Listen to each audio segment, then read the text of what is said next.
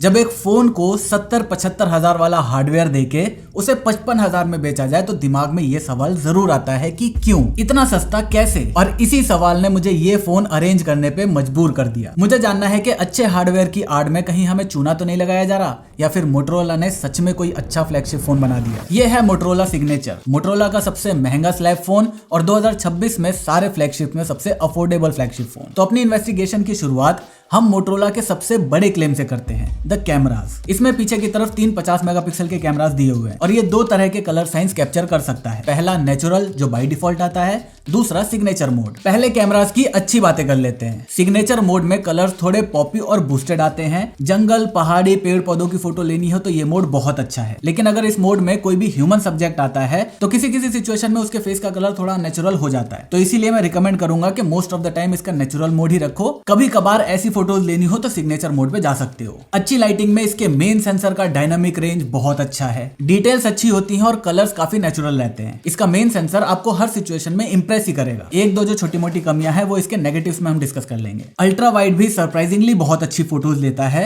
आपको लो लाइट में ऐसा लग सकता है कि फोटो थोड़ी ओवर शार्पन हो रही है, लेकिन मैं मोटो के इस अप्रोच से बहुत खुश हूं, क्योंकि ये ओवर शार्पनिंग आपको तभी देखेगी जब आप ऐसे जूम करके फोटो को देखोगे। नॉर्मली देखोगे तो इस ओवर शार्पनिंग होने की वजह से फोटो की ओवरऑल क्वालिटी काफी अच्छी दिखती है। लेकिन इन तीनों में से मेरा पर्सनल फेवरेट है इसका टेलीफोटो लेंस। स्किन टोन इंसानों जैसी आती है, कोई भी फोर्स ब्यूटी मोड नहीं दिखता और ये 30x तक डिजिटल जूम करता है। उसके बाद जितना भी जूम करोगे वहां पर जो भी डिटेल मिसिंग है उसको ये जनरेटिव एआई का यूज करके फिल करने की कोशिश करता है। ये रहे कुछ रिजल्ट्स, आप अपने आप जज कर सकते हो। इस कैमरा सिस्टम की अच्छी बात ये है कि तीनों ही लेंसेज के कलर्स ऑलमोस्ट सारी सिचुएशन में सेम रहते हैं। रही बात वीडियोस की तो इसमें आपको 8K 30 और 4K 60 FPS का ऑप्शन मिल जाता है विद डॉल्बी विजन।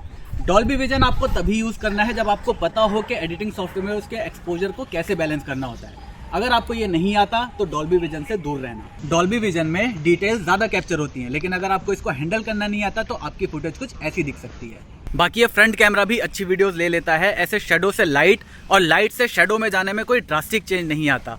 स्टेबलाइजेशन भी इसकी बहुत अच्छी है। मैंने यहाँ पर जानबूझ के अपने हाथ को ऐसे रखा है ताकि गाड़ी के ऊपर जो भी झटके लगे वो सीधा मेरे हाथ से ट्रांसफर होकर फोन पर आ जाए। लेकिन इस वीडियो में आपको कहीं पर भी ऐसा कोई अचानक से आया हुआ झटका फील नहीं होगा। लाइट सिचुएशन चेंज होने के बाद भी फोन एक्सपोजर को बहुत अच्छे से मेंटेन करता है। बस वीडियो में जब हम कैमरा स्विच करते हैं तो डे लाइट में ये बहुत अच्छा काम करता है, लेकिन लो लाइट में इसकी स्विचिंग और थोड़ी सी अच्छी हो सकती है। चलो एक कमी बता दी, अब इसके कैमरा की थोड़ी सी और कमियां भी सुन लो। इसकी फोटोज नॉर्मली थोड़ी सी कॉन्ट्रास्टी आती है और यह नॉर्मल मोड में ह्यूमन स्किन को भी थोड़ा सा गोरा करने की कोशिश करता है, विच इज गुड। लेकिन कभी कभी ये फेल हो जाता है तो उसका रिजल्ट कुछ ऐसा दिख सकता है। और कभी कभी आपको ऐसे फेस के अराउंड थोड़ा सा हेलो इफेक्ट भी देखने को मिल सकता है। हालांकि ये बहुत कम होता है, बट होता है। दूसरा, इस फोन में आपको वीडियो के अंदर पोर्ट्रेट मोड का ऑप्शन नहीं मिलेगा। वैसे पर्सनली मैं दूसरे किसी भी फोन में वीडियो पोर्ट्रेट मोड का यूज नहीं करता हूं तो मुझे इतना फर्क नहीं पड़ा, लेकिन इसमें नहीं है, ये बात आपको पता होनी चाहिए। इसके बाद इसका कैमरा शटर बटन थोड़ा सा फास्ट हो सकता है। मोटरोला ने पहले से काफी ज्यादा इंप्रूव किया है,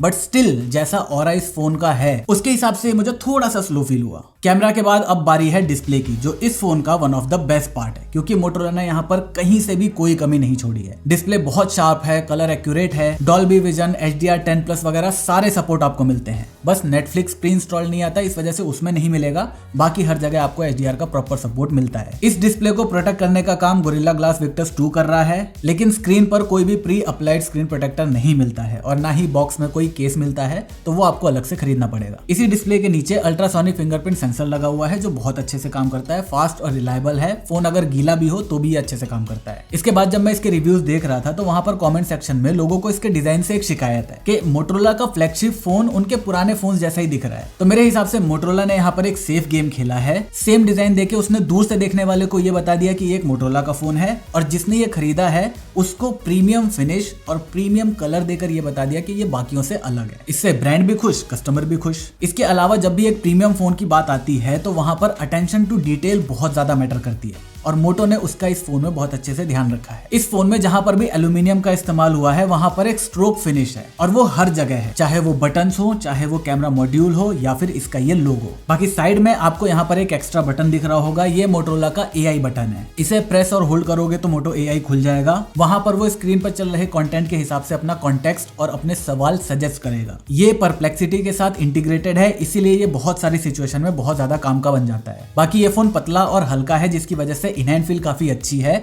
लेकिन पर्सनली मुझे प्रीमियम फोन्स में ना थोड़ा भारीपन होना ज्यादा पसंद है, तो ये थोड़ा और भारी होता तो ज्यादा अच्छा लगता। पतला होने की वजह से इसमें 5200 mAh की बैटरी है। अब आप ऑन पेपर देखोगे तो आजकल आपको 6000-7000 mAh की बैटरी मिलती है सारे फोन्स में, तो उस हिसाब से आपको ये कम लग सकता है। लेकिन एक बार इस टेबल को देखो, हमने फोन में ये सारे काम एक घंटे के लिए करे और उस एक घंटे में फोन ने कितनी बैटरी कंज्यूम करी वो यहाँ पर लिखा हुआ है। तो यहाँ पर आप नोटिस करोगे हैवी टास्क के टाइम भी फोन की बैटरी अच्छा परफॉर्म कर रही है और लाइट टास्क भी बहुत अच्छे हैंडल करता है। ओवरनाइट बैटरी ड्रेन भी इसका बहुत कम है। तो मोटो ने यहाँ पर बैटरी को बहुत अच्छे से ऑप्टिमाइज करा है, लेकिन स्टिल हम फिजिक्स को इग्नोर नहीं कर सकते। कैपेसिटी कम है, इसलिए नॉर्मल अगर फोन को यूज करोगे तो ये पूरा दिन आराम से निकाल देगा, लेकिन बेरोजगारों जैसे फोन पर चिपके रहोगे तो आपको शाम को एक बार इसे टॉपअप करना पड़ेगा। अब इस 5200 mAh की बैटरी को चार्ज करने के लिए 90 वॉट का पीडी चार्जर बॉक्स के अंदर ही मिलता है और ये बहुत तगड़ा चार्जर है। आप इससे अपने मैकबुक, लैपटॉप हर किसी को चार्ज कर सकते हो। ये फोन 50 मिनट में 0 to 100 फुल चार्ज हो जाता है। इसके अलावा इसमें 50 वॉट की वायरलेस चार्जिंग भी मिलती है। चलो अब बात करते हैं उस चीज की जिसका बहुत देर से शायद बहुत सारे लोग वेट कर रहे थे,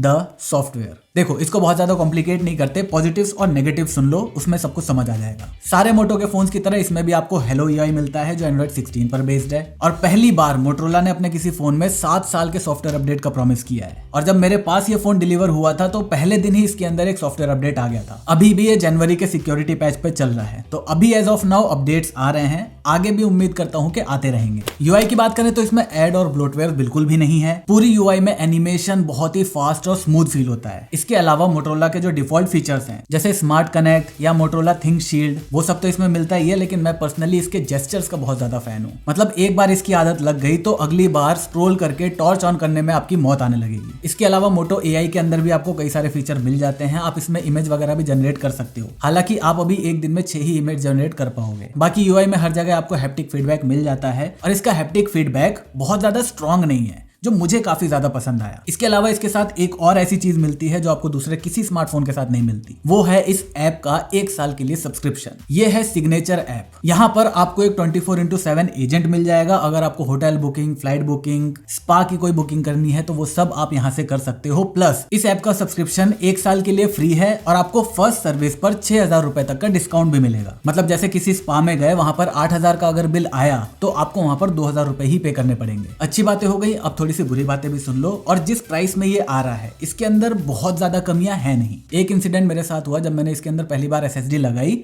तो नोटिफिकेशन पैनल में एसएसडी के कनेक्ट होने का नोटिफिकेशन आ गया, लेकिन जैसे यहाँ पर अभी एसएसडी शो कर रही है उस टाइम पर शो नहीं कर रही थी। इसके अलावा 1-2 बार फोन के अंदर छोटे मोटे जिटर मुझे दिखे थे, बाकी यूआई के अंदर कोई मोटा मोटा मेजर बग नहीं मिला है। अब बारी है इसके परफॉर्मेंस की। इस फोन में स्नैपड्रैगन 8 Gen 5 मिलता है और मैंने जिसके लिए फोन ऑर्डर करा है उसे 512 GB इंटरनल स्टोरेज चाहिए थी। मैंने मजाक में बोल दिया कि 65,000 में तुझे 1 TB मिल सकता है। तो मेरे हाथ में इस टाइम मोटोरोला का 16 GB रैम और 1 TB UFS 4.1 स्टोरेज वाला फोन है। बेंचमार्क्स देखने हैं तो नंबर ये रहे, सब वैसा ही है जैसा इस प्रोसेसर से एक्सपेक्ट किया गया था। COD और BGMI के अंदर ऑब्वियसली आपको 120 FPS का सपोर्ट मिल जाता है, वो बहुत अच्छे से काम भी करता है। एवरेज FPS भी काफी अच्छे निकलते हैं और पतले होने के हिसाब से ये फोन उतना गर्म भी नहीं होता। मोटोरोला ने इसमें 6002 mm स्क्वायर का एक कूलिंग सिस्टम भी लगा रखा है जो काफी अच्छा काम करता है। तो ओवरऑल आपको इसकी परफॉर्मेंस से कोई भी शिकायत नहीं होगी। वैसे ये कोई गेमिंग फोन नहीं है तो इस चीज का भी आपको ध्यान रखना पड़ेगा। इसके बाद जब मैंने इसको पहली बार बॉक्स के अंदर से निकाला था तो इसके पतले फॉर्म फैक्टर को देख के मुझे इसके स्पीकर से कुछ खास उम्मीद नहीं थी, भले ही ये बोस के साथ कोलैब में बने हो। लेकिन जब मैंने इसको सुना तो इसकी लाउडनेस बहुत अच्छी निकली, क्लैरिटी भी काफी अच्छी थी, रिचनेस भी ठीक ठाक मिल जाती है। तो इस कोलैब में जो भी ट्यूनिंग हुई है वो बहुत अच्छे से काम कर रही है। सिमिलरली कनेक्टिविटी के अंदर में मुझे कोई इशू देखने को नहीं मिला। मैंने इसे एयरटेल के सिम के साथ चेक किया था, ना ही डेटा के अंदर और ना ही कॉल क्वालिटी के अंदर ऐसा कोई दिक्कत आई है। बाकी ब्लूटूथ, वाईफाई और यूएसबी के अंदर भी मोटोरोला ने कोई कमी नहीं छोड़ी है। इसके बाद आता है एक बड़ा सवाल, what about the after sale service, क्योंकि मोटो यूजर्स को आफ्टर सेल सर्विस से थोड़ी कंप्लेंट तो है। इस फोन के साथ आपको मोटो इलाइट सर्विस मिलती है, जिसमें अगर फोन के अंदर कोई भी दिक्कत आती है तो पिकअप एंड ड्रॉप सर्विस भी आपको मिलती है। और अगर आपके पास कोई स्पेयर फोन नहीं है तो आपको एक लोनर डिवाइस भी मिल जाएगा। ये फोन इन 3 वेरिएंट्स में आता है। मैंने आज तक किसी को 1 TB वाला वेरिएंट रिकमेंड नहीं करा है, लेकिन इस प्राइस के अंदर इसका 1 TB वेरिएंट भी लिया जा सकता है। बाकी मुझे इस फोन को यूज करते हुए भी 2 हफ्ते के आसपास ही हुआ है, तो अगर आपको इस फोन का किसी और फोन के साथ कंपैरिजन चाहिए तो नीचे कमेंट कर देना। बाकी अभी रेडमी के नए फोन्स लॉन्च हुए हैं, वो आपको क्यों नहीं लेना, उसका रीजन यहाँ पे है। पहुंचो, मैं आपसे वहीं मिलता हूँ।